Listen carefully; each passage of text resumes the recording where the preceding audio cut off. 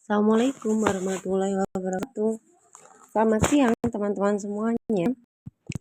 Di kali ini siang ini kita akan bahas tentang paradok kehidupan. Paradok kehidupan kita belajar tentang kejadian Gus Miftah dan penjual es teh ya, yang beberapa waktu yang lalu kita sudah simak dan mungkin sangat ramai sekali ya di media sosial ya.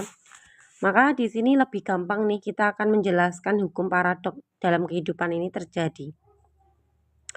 Nah, di waktu kejadian itu terjadi ya teman-teman ya, di media sosial tuh sangat rame ya, rame banget, menghujat ya pastinya ya. Jadi semua komenan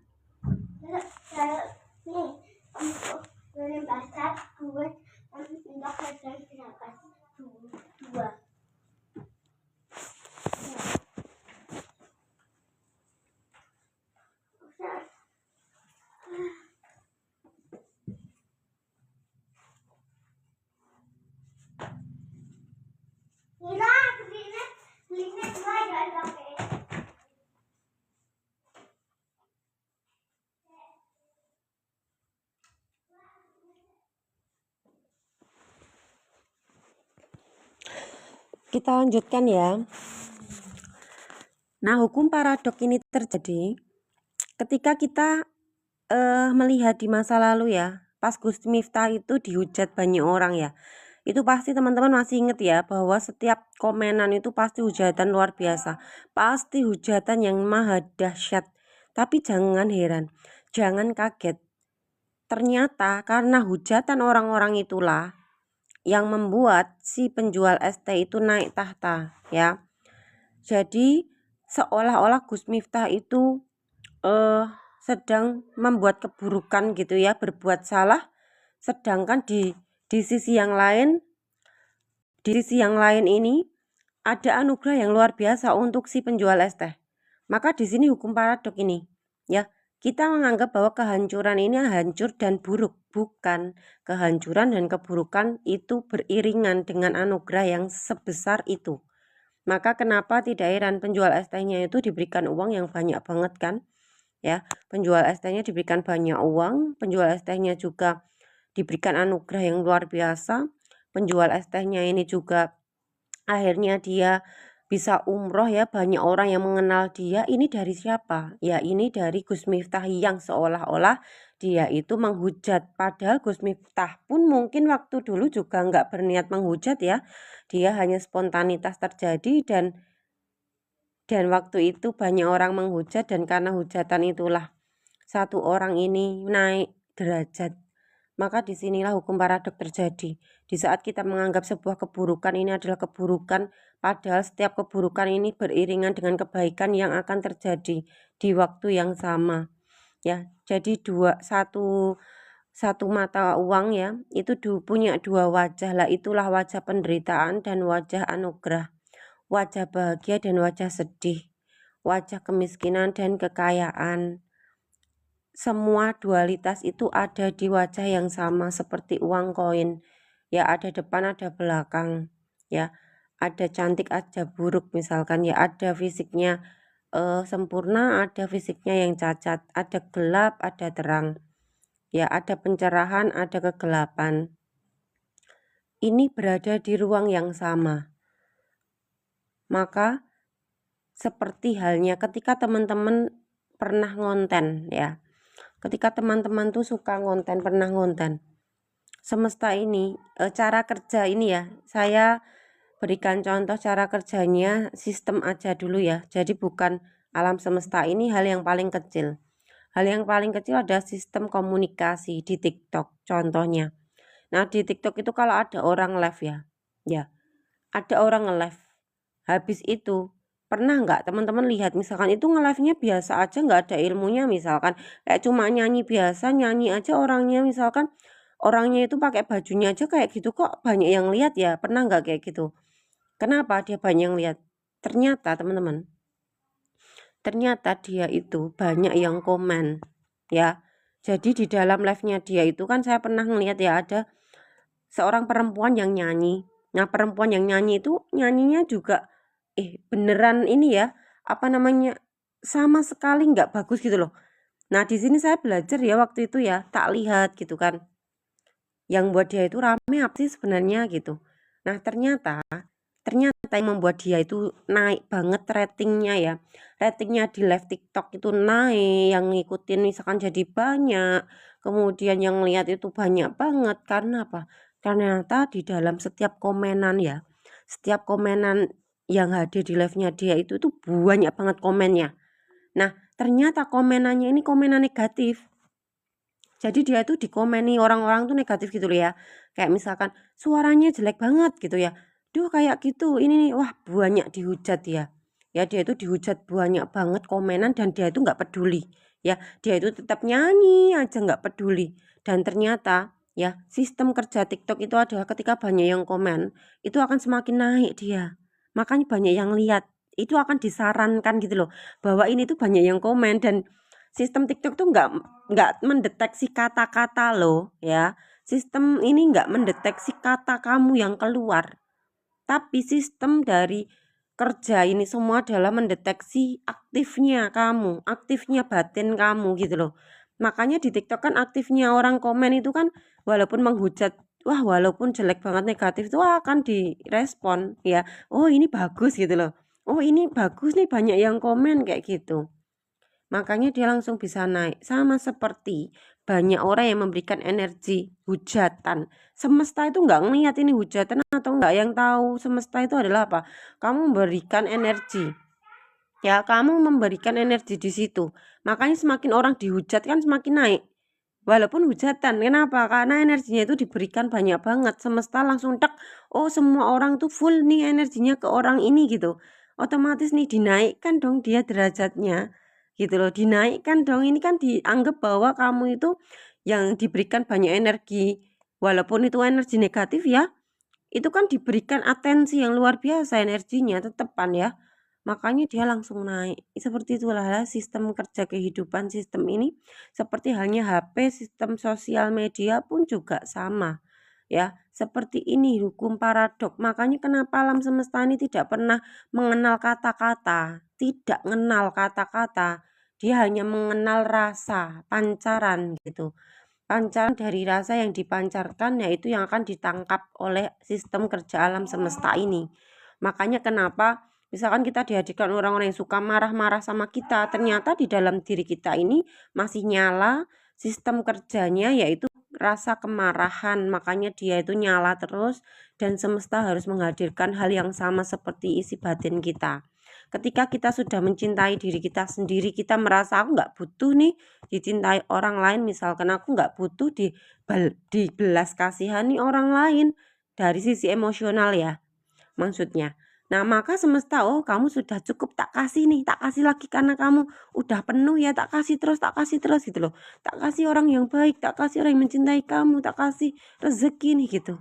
Karena apa? Udah cukup, aku sudah punya semesta ini kok, aku nggak butuh. Nah ketika kita menginginkan banget ya, aku pengen dicintai, aku pengen dapat uang, aku pengen ini itu, yang kita pengenkan itu ndak datang karena pancarannya kekurangan gitu. Makanya kenapa kita belajar itu hanya untuk mengetahui sistem cara kerja semesta ini gimana sih belajarnya ya, gimana sih mereka ini bisa bekerja gitu ya dalam kehidupan kita sehari-hari, gimana caranya mereka itu bisa bekerja. Nah disinilah kenapa ketika kita paham cara kerjanya alur hidup ini, maka kita lebih mudah untuk satu menerima pastinya ya, menerima pastinya, yang kedua lebih legowo ya, yang ketiga lebih bisa menyaksikan kehidupan ini apa adanya ya, karena ini semua sistem kerja kehidupan Tuhan yang hanya bekerja seperti itu. Jadi makanya kenapa di dunia ini kan disebut dengan permainan ya, kayak main-main dan semua pola-pola kehidupan ini pasti ketahuan ya, karena ini tuh kayak matematika teman-teman ya. Jadi cara kerja alam semesta itu kayak matematika loh, kayak matematika gitu ya. Matematika nih udah bisa dihitung ya, satu bisa dihitung, bisa dipelajari polanya, makanya akan ketemu gitu. Misalkan kayak pola-pola dari luka batin ya, pola-pola dari luka batin itu akan bisa ketemu juga ketika teman-teman dihadapkan sebuah permasalahan ya. Misalkan permasalahannya adalah gini, kenapa ya aku tuh kok misalkan pasangannya teman-teman itu selalu pergi dari teman-teman ya. Misalkan teman-teman aku udah setia loh, aku udah baik, kenapa ya kok aku ditinggalkan? Aku tuh udah cantik gitu misalkan ya. Aku udah cantik, aku udah baik, kenapa ya pasanganku kok meninggalkan aku gitu.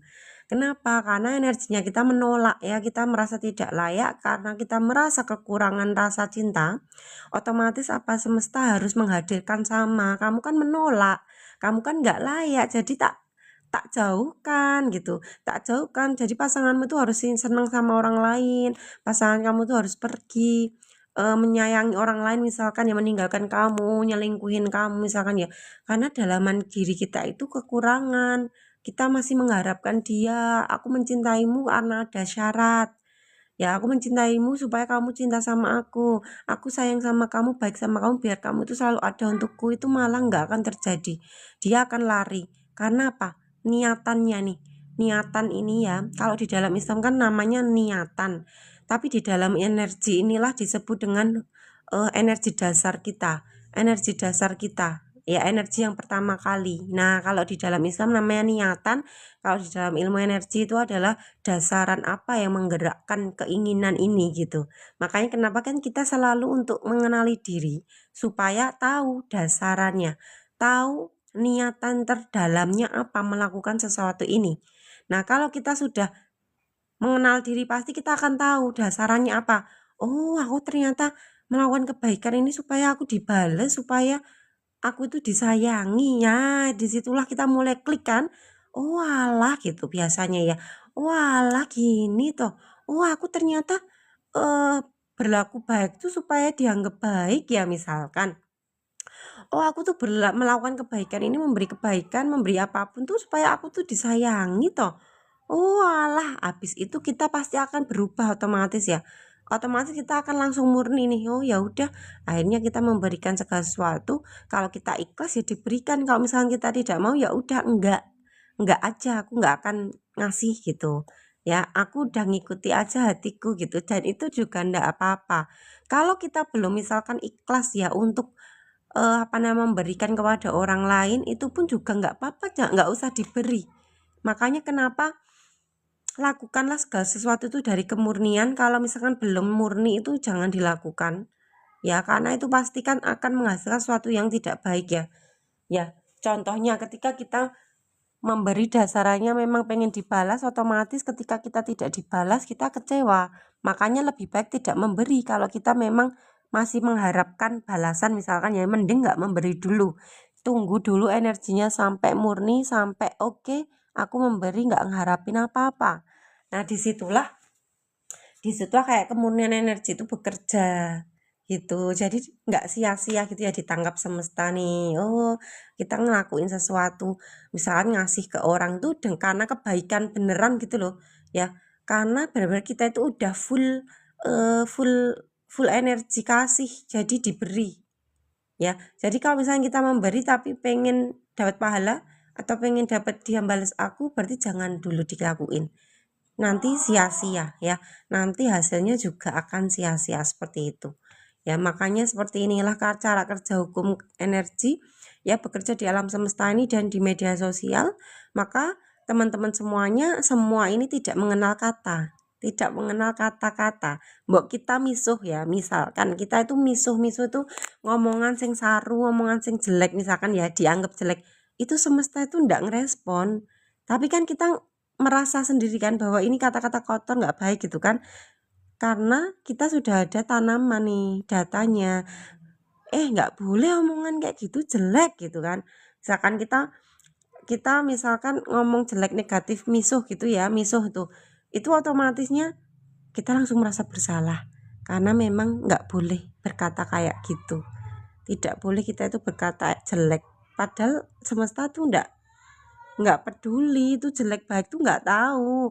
Alam semesta ini ya nggak tahu, dia hanya tahu rasa apa yang kamu pancarkan saat kamu mengatakan kata-kata itu. Berarti di sini bukan tentang kata-kata, bukan tentang kalimat, tapi tentang sebuah rasa yang muncul dalam diri kita. Makanya kenapa kata-kata kita buruk misalkan ya, itu pun kalau dasaran kita dalamannya itu netral baik, itu nggak akan buruk itu ya, walaupun kata-katanya buruk. Makanya terus kata-katanya baik ya, ketika kata-katanya baik tapi dalamannya ini ada sesuatu tujuan tertentu, kita mengatakan kebaikan itu pun juga tidak baik, bukan kebaikan kata-kata itu. Maka di sini bukan tentang kata-katanya, tapi tentang sebuah rasa apa yang ada di dalam diri ini yang kemudian menghantarkan sebuah kata-kata itu hadir. Nah, itulah yang akan dibaca oleh sistem kerja semesta ini, yaitu tentang dalaman ini loh yang menggerakkan energi apa, bukan kata-kata. Kalau kata-kata itu kan di luar ya. Kata-kata itu kan di luar, tubuh fisik ini pun juga di luar. Tapi yang paling penting itu energi yang menggerakkan ini, ya. Nah, gerakan energi dari mana inilah yang selalu kita sadari setiap saat. Nah, untuk mudah menyadari ini, kita harus mengenali diri lebih dalam. Seperti itu kira-kira ya teman-teman semuanya, semoga bermanfaat ya. Di siang hari ini seperti biasanya saya akan upload lagi di YouTube ya. Semoga menambah sebuah wawasan kita untuk paham kehidupan ini seperti apa, sehingga kita tidak mudah untuk melihat orang tuh dari kata-kata, melihat orang tuh dari label-label fisiknya, wajahnya, dan semuanya enggak, tapi kita lebih menggunakan rasa di dalam diri kita, seperti itu. Terima kasih banyak ya. Selamat siang. Assalamualaikum warahmatullahi wabarakatuh.